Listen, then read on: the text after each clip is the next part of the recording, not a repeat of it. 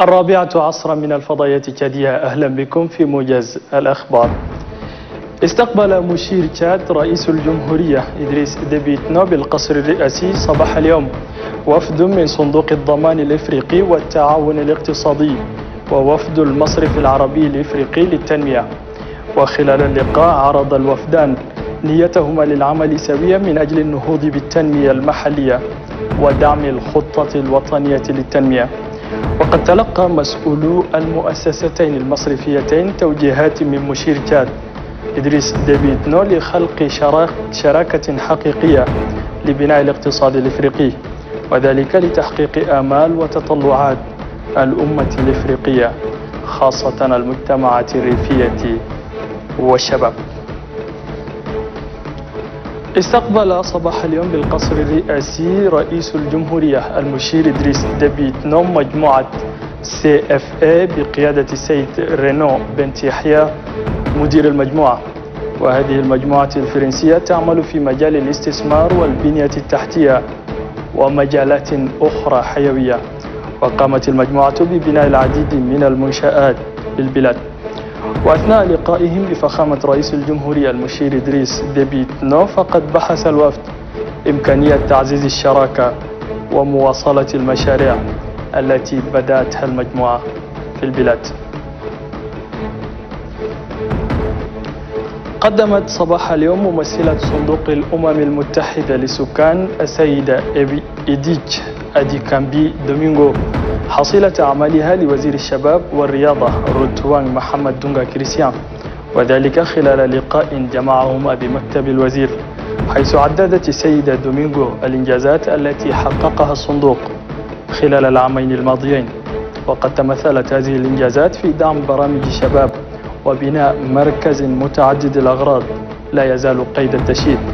بعد عرض هذه الحصيلة أشاد روتوان محمد دونغا كريستيان بدور صندوق الأمم المتحدة في دعم مشاريع التنمية بالبلاد، مهنئا جهود ممثلة الصندوق ودورها في تطبيق العديد من المشاريع خلال فترة عملها بالبلاد.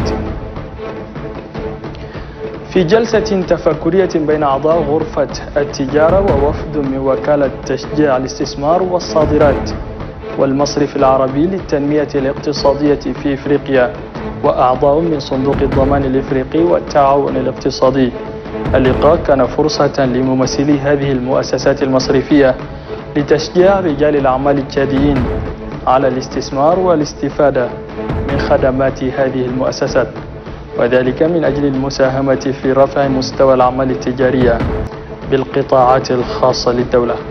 وقد ترأس اللقاء المدير العام لوزارة الاقتصاد والتخطيط التنموي. هذا كل ما لدينا من أخبار. إليكم الأخبار باللغة الفرنسية مع زميلة لوتيكو.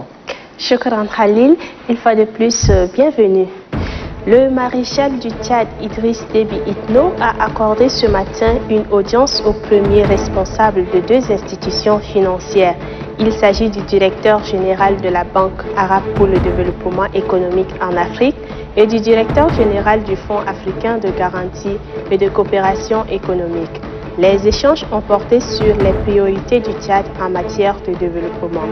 Dr Sidi Ould-Ta et Ngeto Tiraina Yambay, respectivement directeur général de la Banque arabe pour le développement économique en Afrique et directeur général du Fonds africain de garantie et de coopération économique, ont exposé au président de la République les contours du partenariat naissant entre leurs institutions visant à soutenir le Tchad dans ses efforts priorités de développement. Une délégation du groupe CFE conduite par son administrateur Renaud Betega est reçue ce midi par le maréchal du Tchad Idriss Déby Itno, président de la République, chef de l'État.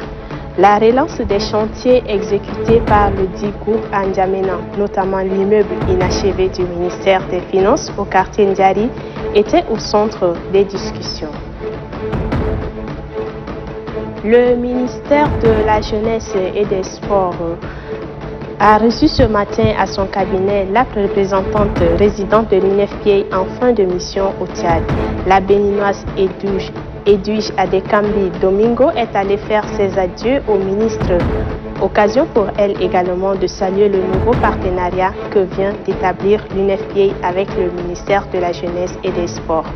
Après avoir salué le travail abattu par la représentante résidente pendant son séjour, le ministre Routouang Mohamed Donga Christian a assuré Madame Edwige Domingo que son département travaillera en étroite collaboration avec son successeur. Fin des travaux de formation sur les techniques de fabrication de la bouillie enrichie pour faire face à la malnutrition hier. C'est un projet initié par la Fondation Grand Cœur pour former 1500 femmes issues de 25 associations et groupements féminins. Ces femmes formeront à leur tour 500 autres femmes pour la première phase du projet dénommé Ma Maman, Ma Bouillie. Un lot de matériel est remis par la secrétaire générale de la Fondation Grand Cœur, Habiba Saoulba, à ces groupements pour le début des activités. Précisons que ces 25 groupements féminins sont issus des 9 provinces du pays, dont N'Djamena. Merci de nous avoir suivis. C'est tout pour ce flash d'information 16h. Nous vous donnons rendez-vous demain. Plaît à Dieu. شكرا لكم على حسن الإصغاء والمتابعة ونعتذر للأخطاء التي وردت قبل الموجز. شكرا جزيلا.